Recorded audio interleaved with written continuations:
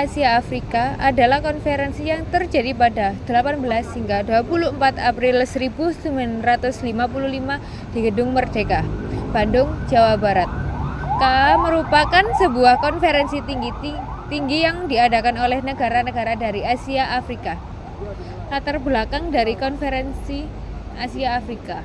Yang pertama adalah Konferensi Kolombo, Pancanegara 1, 28 April hingga 22 Mei 1954 dinyatakan bahwa para pemimpin pemerintah peserta konferensi berniat untuk mengadakan konferensi negara-negara Asia Afrika dan menugaskan Indonesia agar menjajaki sampai di mana kemungkinan mengadakan konferensi semacam itu.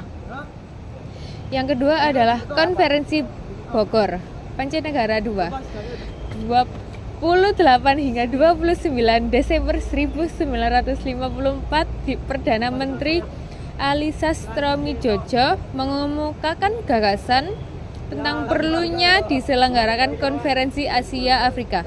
Dalam konferensi ini dirancangi dan dirumuskan beberapa masalah yang berkaitan dengan masalah yang dihadapi bangsa-bangsa di Asia Afrika. Selanjutnya, tokoh-tokoh yang terlibat dalam KAA. Yang pertama, Ali Sastroamidjojo sebagai Perdana Menteri Indonesia yang memimpin KAA.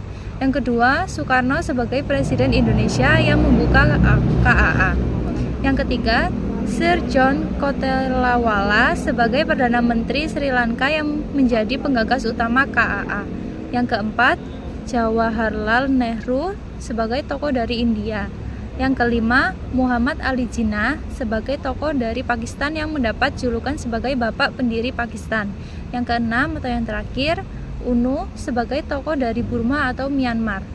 Di sini juga ada tujuan diselenggarakan konferensi Asia Afrika KAA yang diselenggarakan pada tahun 1955 di Bandung, Indonesia adalah yang pertama, memperkuat solidaritas antara negara-negara Asia dan Afrika yang sebagian besar baru merdeka atau sedang berjuang untuk kemerdekaan dari kolonialisme. Yang kedua, melawan kolonialisme dan imperialisme dalam segala bentuknya. KAA menjadi wadah bagi negara-negara peserta untuk menolak segala bentuk dominasi dan eksploitasi oleh negara-negara besar. Yang ketiga, mendorong kerjasama di bidang ekonomi, kebudayaan, dan politik antar negara-negara Asia dan Afrika untuk mencapai kemajuan bersama. Yang keempat, menjaga perdamaian dunia dengan mempromosikan hubungan internasional yang damai, setara, dan saling menghormati antar negara. Yang kelima, mengembangkan sikap netral terhadap dua blok kekuatan besar dunia pada saat itu, yaitu blok Barat dan blok Timur, dalam konteks Perang Dingin. Beberapa peran utama KAA dalam perdamaian dunia. Yang pertama, promosi anti-kolonialisme. KAA menegaskan pentingnya kemerdekaan dan kedaulatan bagi semua bangsa.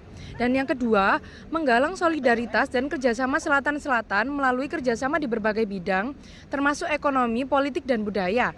Dan yang ketiga, yaitu Dasar-Sila Bandung. Salah satu hasil penting KAA adalah Dasar-Sila Bandung yang menjadi panduan bagi negara-negara Asia Afrika dalam hubungan internasional mereka. Dan yang keempat yaitu mendorong gerakan GNP, berperan dalam menjaga keseimbangan politik internasional di tengah ketegangan politik Perang Dingin. Selanjutnya yakni peran KAA bagi Indonesia. Yang pertama yakni sebagai tonggak sejarah dan diplomasi dengan membangun solidaritas dan persatuan Asia Afrika dan menentang kolonialisme dan imperialisme, lalu meletakkan dasar hubungan internasional yang baru. Yang kedua, meningkatkan peran Indonesia di kancah internasional dengan cara meningkatkan citra dan pengaruh Indonesia. Yang kedua, membuka akses dan peluang bagi Indonesia, lalu memperkuat posisi Indonesia sebagai negara berkembang. Yang ketiga, mempromosikan perdamaian dan kerjasama dengan mendorong resolusi konflik secara damai, lalu membangun kerjasama ekonomi dan sosial, dan terakhir mempromosikan kerjasama antar budaya.